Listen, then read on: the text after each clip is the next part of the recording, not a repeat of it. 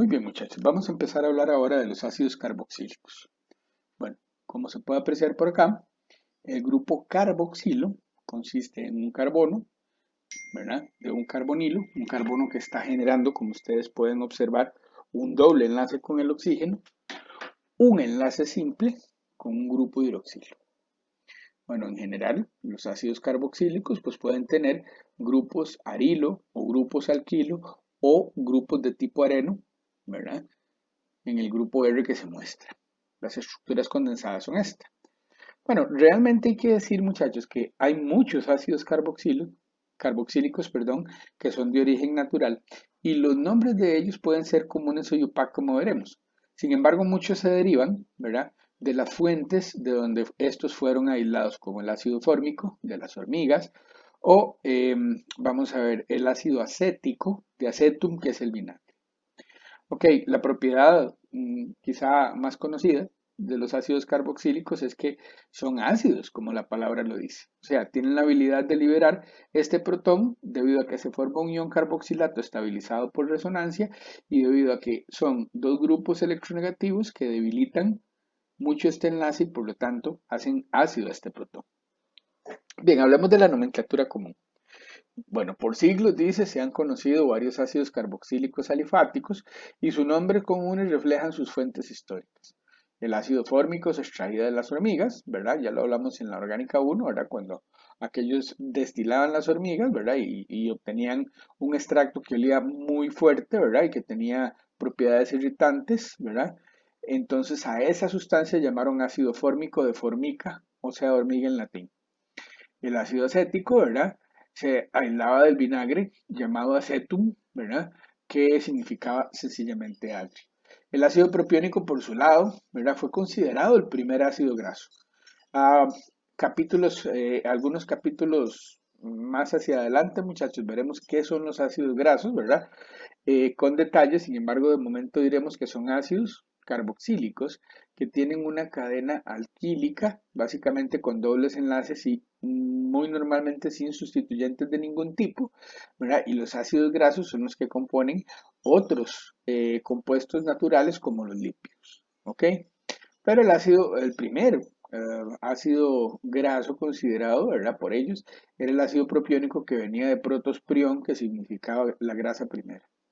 Finalmente, el ácido butírico, ¿verdad? Viene de butyrum, mantequilla, ¿verdad? Y los ácidos caproico y caprílico y cáprico, ¿verdad? Vienen de caper, cabra, ¿verdad? Que tienen, o sea, están en las secreciones, eh, bueno, que tienen en las glándulas estos animalitos, ¿verdad? En general, los ácidos carboxílicos, que son pequeños, que tienen pocos carbonos, tienen olores muy fuertes, muy característicos y algunos, como el ácido butírico, muy desagradable. El ácido butírico tiene un olor a vómito. Bueno, entonces, como ustedes pueden observar aquí abajo, de forma bastante clara, este, a los ácidos carboxílicos se le dan los nombres comunes, ¿verdad? Basados casualmente en aquellos nombres que provienen, ¿verdad?, de las fuentes naturales de donde fueron extraídos. Así, por ejemplo, tenemos el ácido alfa-cloropropiónico, ¿verdad? O el ácido alfa-aminobutírico, ácido de 4 carbonos, derivado, o sea, de butyrum, ¿verdad? De 4 carbonos, ácido butírico y con un sustituyente amino en la posición gamma, ¿ok? O el ácido, por ejemplo, este isovalérico porque tiene un grupo iso en esta posición, o beta metilbutírico. Bien, acá tenemos una tabla, ¿verdad? Con los nombres de los ácidos carboxílicos, ¿verdad? Láurico, mirístico, palmítico, ¿verdad? Y todos estos tienen que ver entonces con la fuente, ¿verdad? O con alguna característica que tiene que ver con su método de extracción de la naturaleza, ¿ok? Luego veremos, ¿verdad?, detalles tan importantes como sus propiedades físicas, ¿verdad?, dentro de las cuales resalta la solubilidad. Bien, si hablamos del sistema IUPAC, tenemos que decir que la nomenclatura IUPAC para los ácidos se basa en el nombre del alcano correspondiente a la cadena continua más larga de carbonos. La O final, ¿verdad?, se cambia por el sufijo oico. Ok, oico es el sufijo característico de los ácidos carboxílicos. ¿Ok? Y para completar el nombre, antes inclusive del prefijo, ¿verdad? Que debemos construir según la hipoxia y otros sustituyentes sobre esa cadena alquílica que contiene el grupo ácido, ¿verdad? Tenemos que anteponer la palabra ácido. Ok, ahora vean qué importante esto.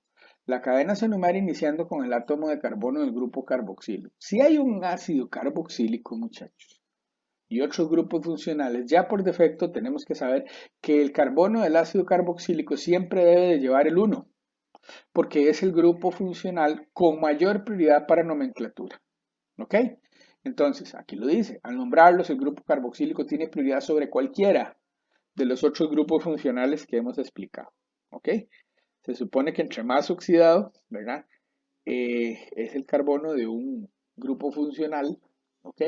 Más prioridad tiene en la nomenclatura. Por eso los ácidos carboxílicos son los que llevan la mayor prioridad de todos. Entonces, bueno, vamos a ver, es muy sencillo. Bueno, una cadena de 1, metano, metanoico. Entonces sería ácido metanoico. Una cadena de 2, etano, quito la O y pongo oico y antecedo la palabra ácido. Entonces, este se llamaría ácido etanoico. Vean este, por ejemplo, que tiene un sustituyente en la posición 2. Ok, sería un propano, sería un ácido propanoico con un 2 ciclohexil. Ok, bueno, muy bien. Veamos aquí en este caso, la cadena más larga, ¿verdad? Que contiene al ácido es esta de acá, ¿verdad? A este grupo que tiene un metilo y un carbonilo se le llama acetilo. Entonces este es el ácido 2-acetil pentanoico. Bueno, aquí tenemos más ejemplos para que ustedes puedan observar. Ok, cuando tenemos dobles o triples enlaces, recuerden ustedes que no hay forma de nombrar un doble o triple enlace en el prefijo del nombre, ¿verdad? De un compuesto orgánico. Entonces, ¿qué es lo que sucede? Bueno, vamos a ver este ejemplo. Ok, primero que todo hay que poner la E, ¿verdad? Que es la que nos dice la estereoquímica del doble enlace, en este caso, ¿verdad? Porque en este carbono, fíjense que este grupo es prioritario sobre el metilo, y en este es este grupo sobre el hidrógeno. Entonces están en contra, o sea, E. Ahora, bueno, se construye el prefijo del nombre con 4-metil. Bien, pero decimos 3-hexen. Ah, ven, aquí yo nombro el doble enlace, es el primer sufijo. No hay forma de llamar al doble enlace aquí, sino aquí. ¿Estamos de acuerdo? Yo digo 3-hexen-oic ácido. En este caso en inglés, ¿verdad? Entonces sería en el castellano el ácido E, 4-metil, 3-hexenóico. O si ustedes quieren, ácido E, 4-metil-ex, 3-en. Ah, el doble enlace, ¿verdad? Y oico. Claro, la posición 3 es la del doble enlace porque la del ácido sabemos que siempre va a ser 1. Bueno, el ácido cinámico, ¿verdad? Es este de acá. Fíjense que se llama ácido E3-fenilprop2-enoico. Bien, ¿qué pasa cuando el ácido carboxílico es el grupo funcional en un ciclo como este? Bueno, entonces a esta especie, ¿verdad? A esta especie sin los metilos la podemos llamar el ácido ciclohexano carboxílico. ¿Ven? Se usa entonces como sufijo cuando tengo un ciclo la palabra carboxílico. ¿Ok? Ahora, claro, tiene dos metilos en la posición 3. Entonces sería el ácido 3,3-dimetil ciclohexano carboxílico. Bien, los ácidos benzoicos, ¿verdad? Ya ustedes saben que se constituyen por la unión del anillo aromático más el grupo carboxilato. Y aquí tenemos ya varios ejemplos, ¿verdad? Y no vamos a detallar mucho porque ya hemos hablado suficiente de la nomenclatura de aromáticos. Ahora, cuando tenemos diácidos, ¿verdad? Los diácidos también tienen nombres comunes y ustedes encontrarán, ¿verdad? Los que tengan que tener contacto de ustedes, muchachos, con ácidos de este tipo, encontrará que a ellos, ¿verdad? Se les llama mucho por parte de las casas comerciales y la gente que los usa, ¿verdad? Con los nombres que son comunes, ¿ok? Bueno, por ejemplo, este de 1, 2, 3, 4, 5 y 6 se llama dípico. Fíjense que los aromáticos que tienen dos grupos ácidos, que son diácidos, por ejemplo, este es el ácido ftálico, ¿verdad? Con una F en español, lógicamente, y sin la H y con una O aquí. Pero hay el orto, el meta y el ácido paratereftálico, ¿ok? O paraftálico, ¿verdad? Que es el tereftálico, disculpe. Bueno, en UPAC, sencillamente, un ácido va a tener el número 1 y el otro, como está al final de la molécula, ¿verdad? Va a tener el último número de la cadena. Pero entonces, una molécula como esta se va a llamar ácido, por ejemplo, 3-bromo, hexano, y ahora sí, hay dos ácidos, digo dioico, ¿ok? O en este caso, ¿verdad? Que es un ácido pentano dioico, ¿sí? Tengo un sustituyente metil en la posición 2 y un sustituyente fenil en la posición 3. Entonces, ojo, la palabra ácido en castellano estaría aquí adelante, ¿verdad? ¿Cierto? Luego viene el prefijo del nombre del compuesto que es 2-metil, 3-fenil. Ahora, la cadena base, pentano, di, porque hay dos grupos ácidos, y oico, que es la terminación característica de los ácidos carboxílicos. Bueno, aquí está la tabla con los nombres comunes. ¿Ves? Por ejemplo, el diácido, que solo tiene dos grupos carboxilatos, se llama oxálico. El que tiene un metileno, malónico. Ven, esto es una serie homóloga. El que tiene dos metilenos se llama succínico y así. ¿Ok? Muy bien. Dentro de los aromáticos está el tálico, que es el orto, el isoftálico, que es el meta, y el tereftálico, que es el para. ¿Ok? De nuevo, después comentaremos un poco acerca de las propiedades de los mismos. Muy importante, el sistema de nomenclatura de los ácidos dicarboxílicos considera a los grupos carboxílicos como sustituyente en la estructura. Estamos recalcando este punto porque, claro, es más fácil hacerlo de esta forma, ¿ok? Entonces, fíjense esta especie. Fíjense que los ácidos, que son los grupos funcionales principales, están en una posición trans uno con respecto al otro, ¿cierto? Así que el compuesto se llama ácido trans 1,3 ciclopentano dicarboxílico. ¿Ok? Bueno, o esta especie, ¿verdad? Se puede llamar el ácido 1,3 benceno dicarboxílico, ¿verdad? O el ácido benceno 1,3 dicarboxílico. ¿Ok? Entonces, es más por comodidad sin perder de vista que los grupos ácidos tienen la mayor prioridad. Bien, aquí tenemos pues un ejercicio sencillo que podemos hacer. Vamos a escoger algunos de ellos, ¿verdad? Ustedes pueden hacer el resto, ¿verdad? Y entonces vamos con el primero. Ya sabemos que el ácido, ¿verdad? Es el grupo funcional principal, así que ese es uno. Y entonces, A, ¿verdad? Es el ácido. Dejamos un espacio, ¿sí? Y entonces ahora, pues el prefijo es 3-metil, 2, acuérdense que no es iodo, sino yodo, ¿ok? Tiene 5 carbonos, entonces pentanoico. Muerto, ¿ok? Sencillo. Ok, hagamos, ¿cuál otro podemos hacer? Hagamos el B, está bien. Entonces, en el B, de nuevo, yo sé que hay un doble enlace, pero el ácido es el grupo funcional más importante. Ok, ahora, antes de construir el nombre, ya sabemos que lo primero que va es la palabra ácido, muchachos. Espacio. Ok, ahora tenemos que poner un paréntesis con una letra, ¿cierto? Que es, ¿verdad? La estereoquímica correspondiente a ese doble enlace. Yo veo que del mismo lado están los grupos prioritarios, así que este debe ser Z. ¿Ok? Bueno, tiene dos grupos de metilo, perdón, sustituyentes, entonces ahora debería de ser Z. 3,4 dimetil, fácil, ¿verdad? 3,4 dimetil y tiene 5 y 6, ¿verdad? Entonces, claro, debe ser X de 6, 3 en, ojo, el doble enlace está aquí, oico. ¿Ok? Oico.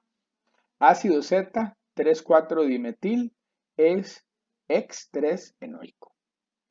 Y bueno, veamos el último, ¿verdad? Y el último de la serie, tal vez este F, ¿verdad? Que es el único diácido que tenemos. Bueno, aquí hay otro.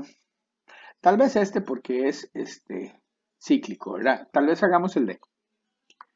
Entonces el D debería de ser un trans. Ah, bueno, antes de eso, la palabra ácido, que no se nos olvide. Espacio, trans, ¿verdad? 1,2, ¿verdad? Ciclo hexano, dicarboxílico. ¿Ok? Muy bien, ese está sencillo. Bueno, y hagamos el último diácido. Este sería 1, 2, 3, 4 y 5. ¿Ok? El F. Pues el F, muchachos, sería un ácido pentano dioico. Entonces sería fácil el ácido 2-metil pentano dioico. ¿Ok? Ese sería entonces un ejercicio rápido de nomenclatura, muchachos. Bien, hablamos un poquito con más de detalle de la estructura ahora de el grupo carbonilo, de carboxilo más bien, ¿verdad? Ok, bueno, fíjense que los ángulos de enlace aquí son de 125 más o menos, los dos, ¿verdad? Estos dos, mientras que los otros son un poco más cerrados. Es importante decir, muchachos, que este hidroxilo está eclipsado, ¿verdad? Con este grupo carbonilo. Pero claro, ¿por qué esto es así? ¿Y por qué cuando tengo una conformación en la que más bien, digamos, este par de electrones está eclipsado con este grupo, lo que quiere decir que está en la misma región del espacio, es la conformación más estable? Bueno, fíjense ustedes que nosotros tenemos dos estructuras resonantes que nos dicen que realmente tengo tres átomos, ¿verdad? Con hibridación sp2, muchachos, ¿ok? Y con un carácter pi menor de un doble enlace, ¿ok? Bien, luego veremos alguna estructura un poco más clara al respecto, pero ahora hablemos de los puntos de ebullición.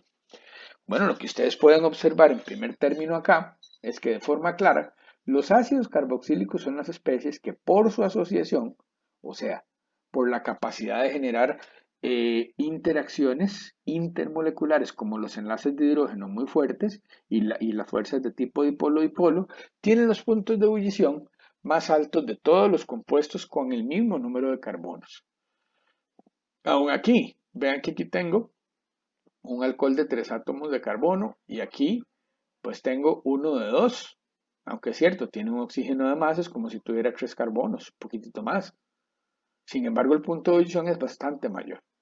Recuerden ustedes que en los ácidos carboxílicos la formación de este tipo de dímero le genera una unión o le genera una interacción muy poderosa a dos moléculas de los ácidos que se atraen. Bueno, con respecto a los puntos de fusión, pues claro, especies que tienen, ¿verdad? Una posibilidad de asociarse con mucha fuerza, en muchos casos también se empaquetan muy bien y forman cristales que tienen puntos de fusión que son altos. Pero en los ácidos carboxílicos hay un detalle que es muy importante. Recuerden, un ácido graso que tenía una cadena, ¿verdad? Alifática, prácticamente sin dobles enlaces o sin otros grupos funcionales. Pero resulta que los que tienen más de 5 o 6 carbonos, inclusive un poco más, ¿verdad? Ya son todos sólidos, ¿ok? Y la otra cosa importante es que si son completamente saturados, ¿verdad? Si no tienen dobles enlaces, que son una gran mayoría, entonces van a tener puntos de fusión bastante altos y como dije, van a ser especies sólidas. La inclusión de dobles enlaces, ¿verdad? En ácidos carboxílicos de cadena larga permite que las moléculas no se atraigan con tanta fuerza como para poder generar un sólido, a pesar de su peso. Una molécula como el ácido linolénico es tan irregular, ¿verdad? Que las fuerzas de Van der Waals, que son las más importantes aquí porque el grupo ácido es muy pequeño, la parte hidrófoba es la que es enorme, como ustedes pueden ver, ¿ok? Entonces, claro, ¿qué ocurre? Que al ser moléculas que no pueden tener un contacto, ¿verdad? O mucha superficie de contacto, un contacto efectivo muy débil tienen, entonces es claro, ¿verdad? Que no van a poder generar un sólido de alto punto de fusión como los que son saturados. Bueno, Eh, con respecto, digamos, a los ácidos dicarboxílicos, podemos ver acá, ¿verdad? Que las asociaciones son aún mayores, ¿verdad? Porque ya hay dos grupos ácidos y no uno, ¿ok? Vemos lo de las solubilidades y aquí hablamos un poquito también de las solubilidades de los ácidos monocarboxílicos. Bueno, los ácidos monocarboxílicos son bastante solubles, hasta 4 átomos de carbono más o menos. ¿Ok? A partir de ellas son bastante insolubles en agua, siendo que los de 8, 9 y 10 ya no son completamente solubles en agua. Vamos a ver que si agregamos una base, ellos van a tener la propiedad de agregarse, ¿verdad? Eso lo vemos después. Pero sí es importante ver que los diácidos tienen puntos, como ustedes pueden ver, de fusión muy altos. Algunos se descomponen inclusive por debajo de sus puntos de fusión. ¿Ok? Y las solubilidades pues van haciéndose cada vez menores a medida que nosotros aumentamos la cadena hidrófoba, ¿verdad? Fíjense ustedes, ¿verdad? En otro detalle, las solubilidades de los aromáticos, ¿verdad? En general son muy bajas comparadas con los diácidos que no son aromáticos, ¿ok? Bueno, ¿eso de qué habla? Eso de que habla de que las especies de este tipo, sobre todo las más pequeñas, son más polares, ¿verdad? Por un lado, y vamos a ver que el comportamiento ácido-base incide en esa solubilidad en agua, siendo entonces estas especies las que son más solubles en agua. Ok, como decía, con los monoácidos el comportamiento es similar. Ok, bueno, muy bien. Aquí tenemos los valores de pKa y ahora empezamos a hablar de la acidez de los ácidos carboxílicos, valga la redundancia. Entonces ya sabemos que todos son especies que tienen pKa bajas. En general, yo podría decir que los ácidos carboxílicos tienen pKa que rondan 4.55. Como es, el ácido fórmico tiene una pKa de 3.75, ¿verdad? Bueno, claro, este es mucho más soluble, ¿verdad? Y no tiene grupos alquilo que estabilicen, digamos, la carga positiva de esta zona. Claro, todos los demás ya van a tener grupos alquilo capaces de hacerlos, número uno, más hidrófobos, ¿verdad? Entre más carbonos tengo, va a ser más importante Van der Waals que los enlaces de hidrógeno, ¿ok? Y que las interacciones dipolares, ¿verdad? Y al hacerse más importante Van der Waals, ¿verdad? Y al hacer el compuesto más parecido a un alcano, la solubilidad en agua disminuye, con lo cual la acidez también, porque si el compuesto no se disuelve en el agua, ¿verdad? Le va a ser difícil disociarse, ¿ok? Muy importante eso. Entonces, las pKas de los ácidos de cadena, ¿verdad? Como estos andan por 5, ¿verdad? Y las pKas de los ácidos benzoicos, algunas andan, ¿verdad? También por ahí de los 5 unidades, ¿ok? Con los diácidos ustedes pueden ver que hay dos valores de pKa. Ah, qué interesante. ¿Y por qué hay dos valores de pKa? Bueno, hay dos valores de pKa porque cuando se pierde, ¿verdad? El primer protón, ¿verdad? Entonces yo tengo pues un valor mayor, un valor más bajo de pKa. El primer protón que se pierde es el más ácido. Pero después perder el segundo se me hace más difícil porque ya tengo una carga negativa y voy a generar una molécula con dos cargas negativas. Por eso es que ustedes ven como tendencia que la primera pKa en un diácido es más baja que la segunda. ¿Ves? 3, 4, 39, 2, 96, 5, 40, ¿verdad? Y la diferencia se vuelve más acusada, como ustedes pueden ver acá, entre más cerca estén, ¿verdad? Los dos grupos carboxilato. O si estructuralmente hay algún rasgo, ¿verdad? Que permita que las cargas negativas estén muy cerca. En ese momento, ¿verdad? Yo lo que voy a ver, ¿verdad? Es que el segundo protón, ¿verdad? Del diácido se va a perder con mucha dificultad. Fíjense ustedes que aquí en el ácido ftálico la primera es menor que 3, un poquito, mientras que la segunda es de 5,40, ¿ok? O sea, perder el segundo ya es más difícil. Bueno, también veremos posteriormente que hay un puente de hidrógeno interno que se puede formar cuando se pierde el primer protón, en el caso del ácido ftálico, y que por esa razón es, ¿verdad? Que perder el segundo protón también se hace difícil. ¿Ok? Pues aquí tenemos el equilibrio comparado, ¿verdad? De ácido-base de un alcohol y de un ácido. Vemos que en el caso de un alcohol se forma un alcóxido, que es una base muy fuerte, que no está estabilizada de ninguna manera. Por eso los alcoholes tienen pKs muchísimo más altas que los ácidos. Porque cuando los ácidos, ¿verdad? Y ojalá si este R es pequeño para que sean más solubles, se disuelven en el agua, se disocian parcialmente, no totalmente como el HCl, pero se disocian parcialmente generando un carboxilato que es una especie, ¿verdad? Muy poco básica y estabilizada por resonancia. Aquí podemos ver entonces, ¿verdad? La estabilización del carboxilato hace que la segunda reacción tenga una energía de activación mucho más baja. Ven, cuando se pierde el protón, entonces es como si todos los tres átomos fueran, o como si tuvieran una hibridación de tipo sp2, ¿verdad? Vean cómo los oxígenos y el mismo carbono, ¿verdad? Tienen, ok, no todos los electrones pi, sino parte de la densidad electrónica pi, ¿ok? En este diagrama se muestra, ¿verdad? Cómo están acomodados. Aún estando el protón, se manifiesta un poco esta tendencia y es lo que decíamos, ¿verdad? El oxígeno, el carbono y el oxígeno del carbonilo realmente se parecen mucho en su estructura orbital. Bien, aquí tenemos lo que les decía de los diácidos, ¿verdad? Ya lo comentamos. Los diácidos tienen un primer pK alto y el segundo bajo porque voy a tener dos cargas. Bien, como para ir terminando estas propiedades de los ácidos y como para ir terminando ya este pequeño video, ¿verdad? Quisiera decirles que recuerden, ¿verdad? Que los valores de pKa de compuestos que son ácidos dependen de los efectos inductivos, de los efectos estéricos y de los efectos resonantes. Cuando hablamos de efectos inductivos, por ejemplo, ¿verdad? Veamos el del cloro. El del cloro es un efecto inductivo extractor. Vean cómo la pKa con un solo cloro, que hace todavía más fácil de romper este enlace porque carga esta sección de la molécula con carga positiva por su efecto extractor, más, ¿verdad? Entonces, vean cómo hacen que la pKa vaya de 4,74 a 2,86. Si coloco dos cloros, el efecto es aún más acusado, el efecto electronegativo sobre esta zona, ¿verdad? Que hace que todo esto se vuelva todavía más positivo y que estos electrones estén más cerca del oxígeno. O sea que este enlace se pueda romper de manera más sencilla.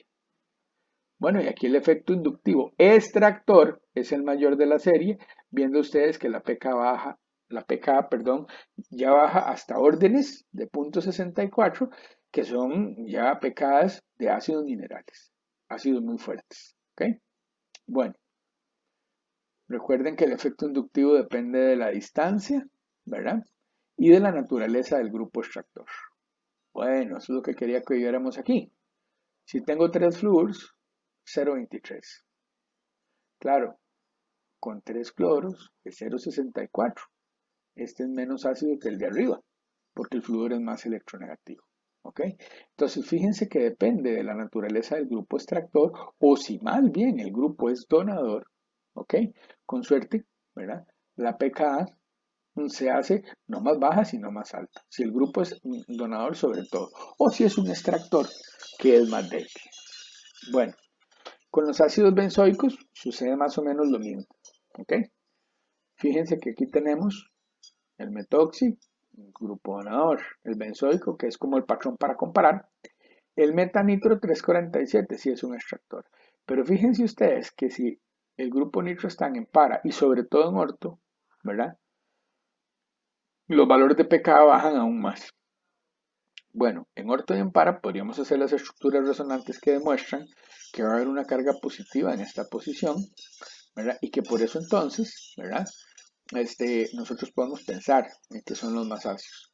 El caso del orto, ¿verdad? Es muy claro también, porque no solo hay estructuras resonantes que nos podrían decir, ¿verdad? Que hay más carga positiva por esta región de la molécula, sino que la cercanía del grupo nitro es mucho mayor que si está en para. Bueno, resulta que la acidez de los compuestos que son activos, ¿verdad? Y que son ácidos carboxílicos, pues determina la facilidad relativa de absorción, ¿verdad? Dice aquí que la absorción de muchos fármacos administrados de manera oral, que contienen ácidos carboxílicos, depende de sus valores de pKa. Fíjese que la aspirina, que tiene un valor de pKa de 3,5, se absorbe en gran medida del entorno del estómago, ¿verdad? Un pH de 1,3, debido a que está como ácido. por lo que puede pasar con rapidez al torrente sanguíneo a través de las membranas, muchachos. Bueno, finalizamos diciendo que la aspirina inhibe la coagulación de la sangre, pero puede provocar sangrado en los vasos capilares del revestimiento del estómago.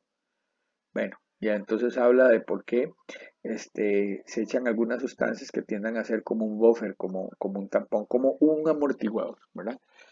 Para retardar, digamos, la acción de la aspirina antes de llegar al intestino. Bueno, muchachos, terminemos este videito, ¿verdad? Haciendo este ejercicio. Ok, el orden creciente de acidez sería 1 para el menos ácido y 4 para el más ácido. Bueno, primero observo los grupos sustituyentes que hay sobre 3 de los ácidos y me percato que son grupos extractores fuertes. Realmente los 3 son grupos extractores. Entonces ya yo sé que el menos ácido de todos es el que no tiene ningún grupo extractor. ¿Ok? Más bien, este tendrá, por efecto de este metilo, de este etilo realmente, un efecto inductivo donador que baja o disminuye la acidez. Pero ahora tengo nitro, cloro y ciano. ¿Cómo se come eso? ¿Mm? ¿Cuál será el grupo extractor más fuerte de los 3? Bueno, si nos acordamos un poquito de aromáticos, debemos de saber que el grupo extractor más fuerte es el nitro. Claro, son 2 oxígenos y un nitrógeno positivo. Es un extractor fuerte. Ese es el ácido más fuerte. ¿Ok? Ahora, ¿quién sigue? ¿El cloro o esta especie, el nitrilo? De nuevo, si nos acordamos de los aromáticos, el que sigue es el nitrilo. ¿Ok? Y finalmente, ¿verdad? De la serie de los que tienen grupos extractores estaría el que tiene el cloro. Bueno, pues ese es el orden, como ustedes pueden ver, creciente de acidez. ¿Ok? Determinado en este caso por la naturaleza de los grupos extractores. Bueno, muchachos, seguimos en el próximo video.